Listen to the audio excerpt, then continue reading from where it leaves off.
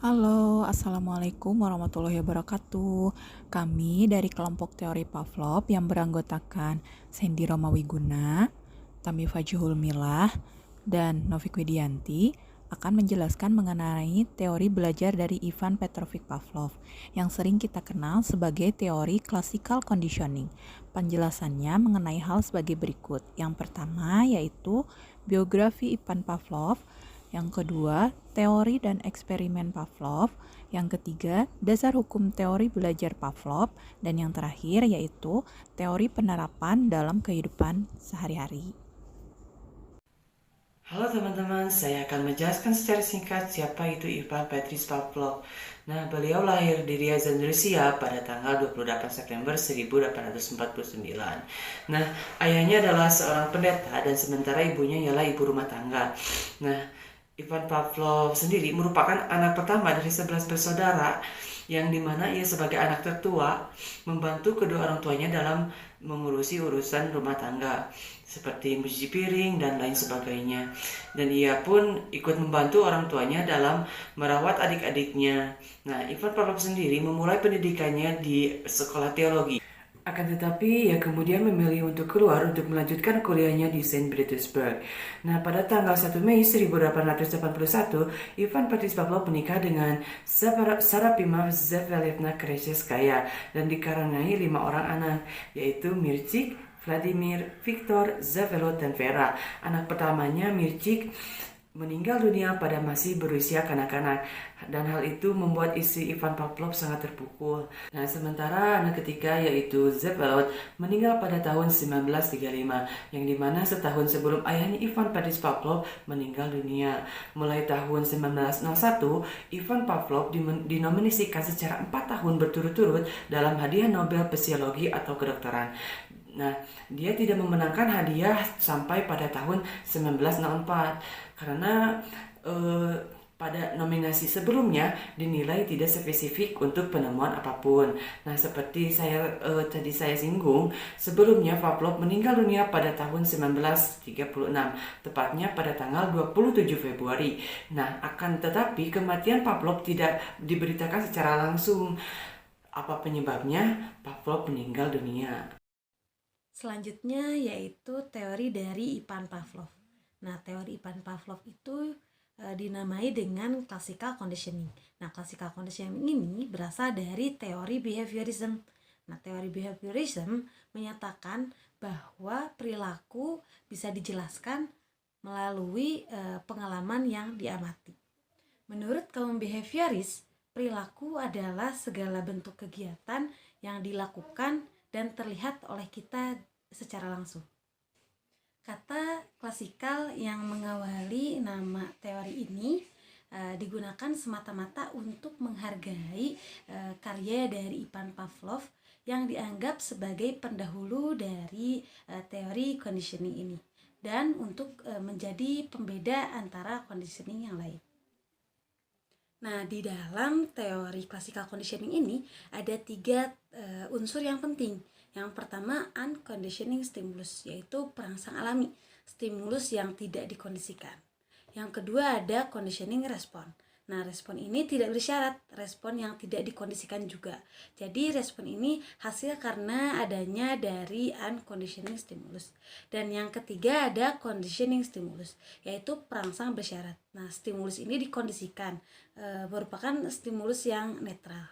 Nah, ketika 3 unsur ini disatukan, maka akan menghasilkan unsur yang lain, yaitu conditioning respon, yaitu respon yang dikondisikan.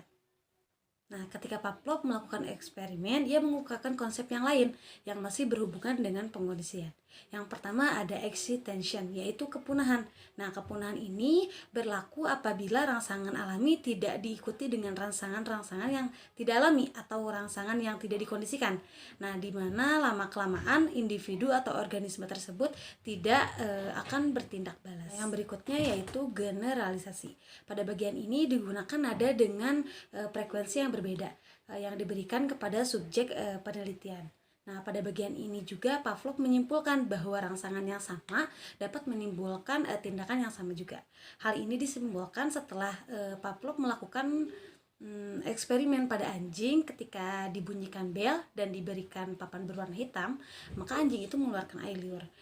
Ketika itu terus dilakukan, maka anjing tersebut masih tetap mengeluarkan air liur. Ketika Pavlov tidak membunyikan bel namun memperlihatkan papan berwarna hitam, anjing tersebut masih mengeluarkan air liur. Di situ dapat disimpulkan bahwa ketika berbeda pun tetap memberikan respon yang sama.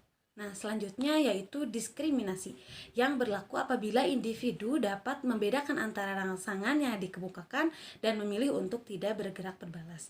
Seperti tadi, ketika diskriminasi itu ketika anjing diperlihatkan papan hitam, dia tidak mengeluarkan air liur. Nah, itu disebut dengan diskriminasi.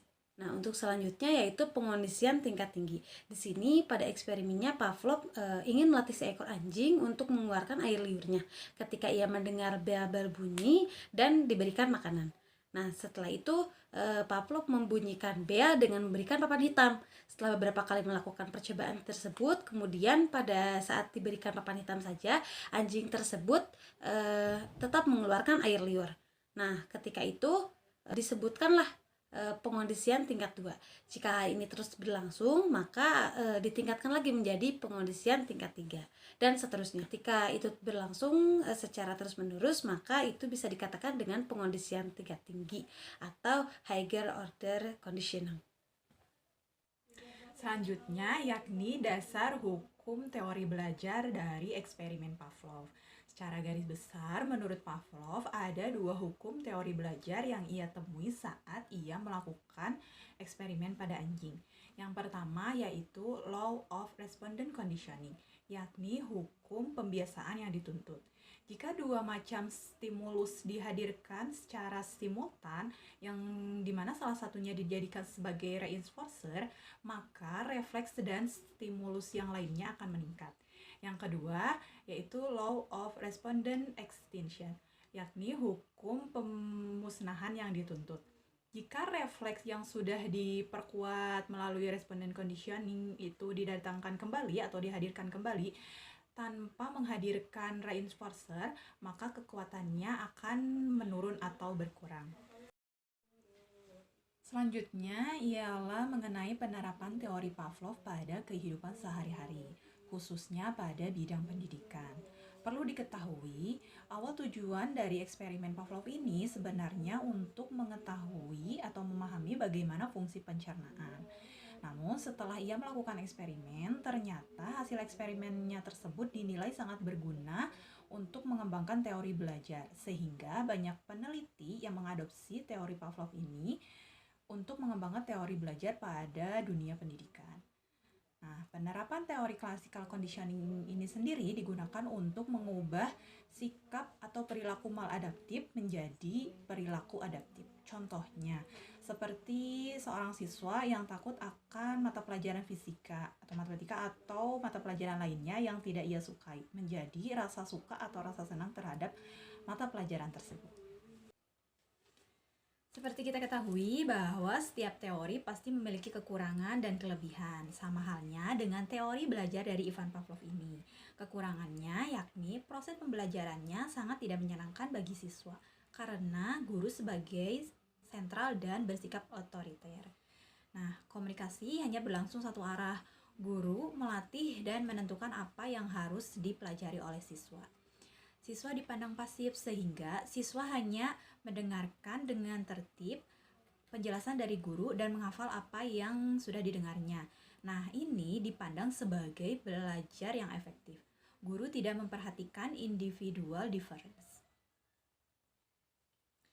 Nah, kelebihan dari teori belajar Ivan Pavlov ini yakni cocok untuk memperoleh kemampuan yang membutuhkan praktek dan pembiasaan yang mengandung unsur seperti kecepatan, spontanitas, kelenturan, refleks, daya tahan, dan lain sebagainya.